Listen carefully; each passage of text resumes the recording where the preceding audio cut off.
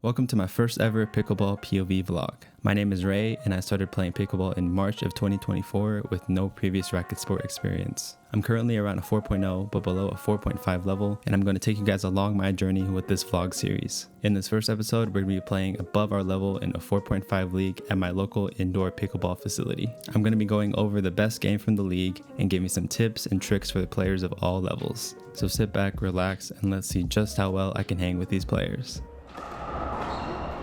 Me.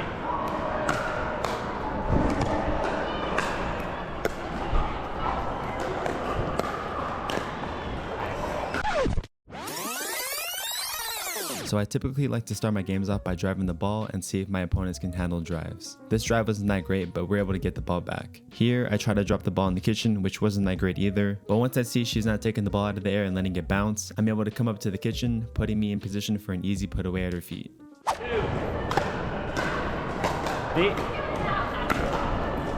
Sorry. This is a perfect situation for when and where to drive the third shot after the return of serve. I knew to drive the ball because of the shallow return with medium height, making the ball easy to drive over the net and giving them little time to react. I chose to drive it straight ahead because my opponent in front of me was still running up to the kitchen line, meaning he wasn't established and ready to handle the drive. Always aim your third shot drives at the opponent running up after returning the ball. Me.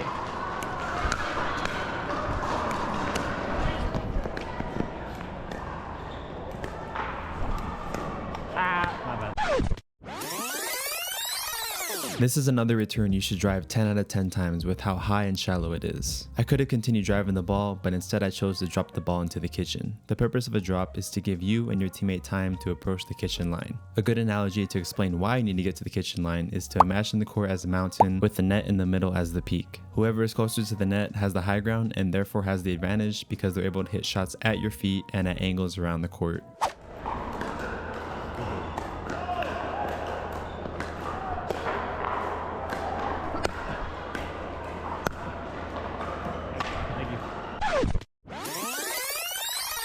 Since we're up at the kitchen line as the returning side and they're not, we have the advantage, and our goal is to keep them back and make them earn their way up. This means hitting the ball deep and volleying them out of the air towards their feet. She does a good job getting the ball back, but this clean shot here called the backhand roll finishes the point nicely. I believe the backhand roll is one of the shots that got me from 3.5 to 4.0. Add it to your arsenal.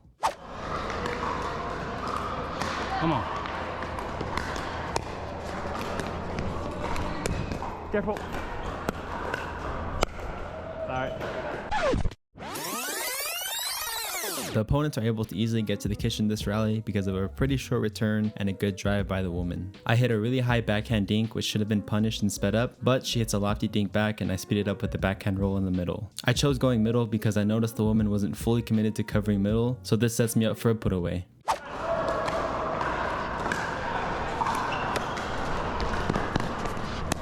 Come on, my bad.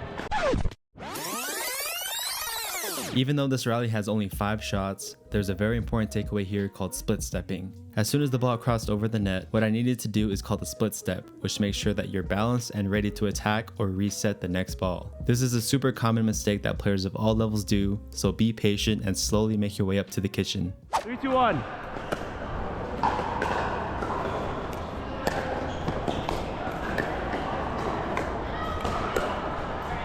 Stay.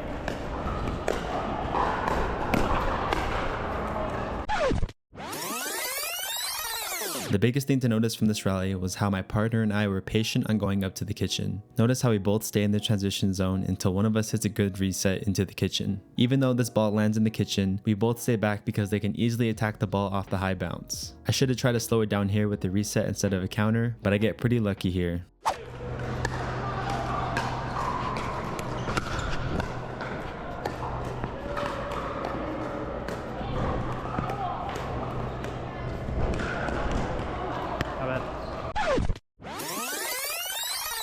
I chose to drive this third shot here because the return was deep and high. A benefit of driving the third is that you can make the next ball 10 times easier to drop if the block is shorter, as seen here. I try to speed it up down the line here, but it hits the tape. Regardless though, it wasn't the best spot to speed up the ball because the guy in front of me would have been all over it with his backhand. A better location would have been to go middle since the woman doesn't look to be covering it that well with her paddle position.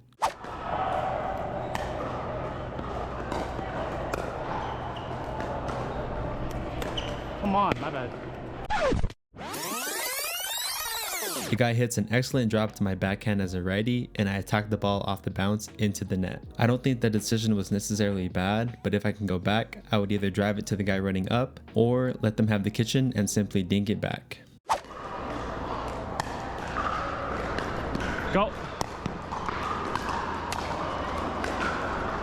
Sorry, my bad, my bad. I'll give you that. The opponents are starting to get some momentum, and here we make a silly mistake of who covers middle. This is 100% my partner's ball since it is his forehand and he can put more power into the ball. This rally really starts to frustrate us, and it might be the turning point in the game.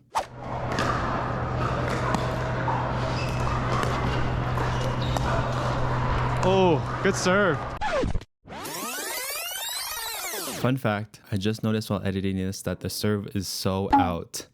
That's my bad. But since the serve was really good, my partner hits a super short return and is forced to stay back. What I should have done here is recognize that they're going to target my partner stuck in the back and shift over to the left and cover him in sort of an I formation. Instead, I let the ball pass and we lose the point. 5-9.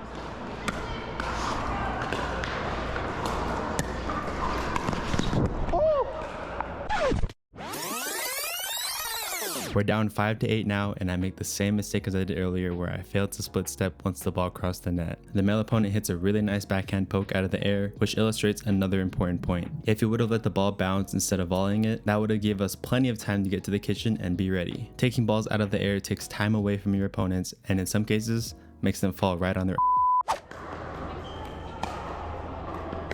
Go.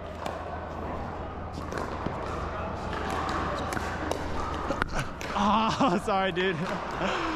Oh man, you can probably tell who's gonna win this game now. This is Sparta!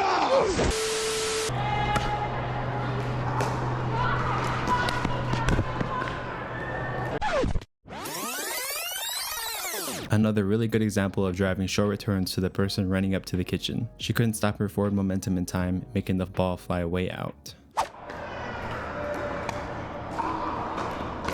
Go.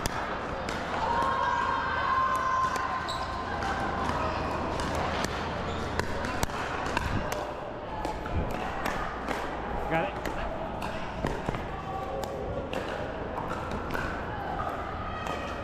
Yo! Nice shot.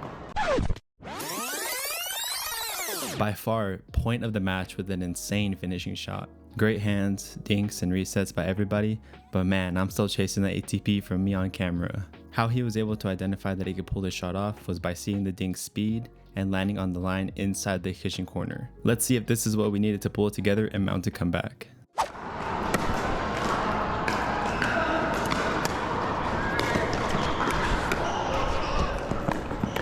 Oh, good speed up. Good play all around, and while this drop was really good, we should know by now that this guy has a really strong backhand flick. My partner failed to split step before his attack and got jammed up with a chicken wing. An excellent spot to speed up the ball is your opponent's paddle side, hip, and shoulder, just like he did here.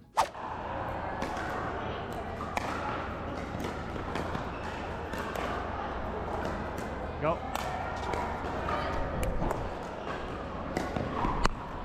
Wow. Ouch, this really put the nail in the coffin. The reason I missed this shot is my paddle position and anticipation. Since her paddle is low and facing upwards when she hits it, the only direction the ball can go is up, so I need to have my paddle already in a higher position than where it's at.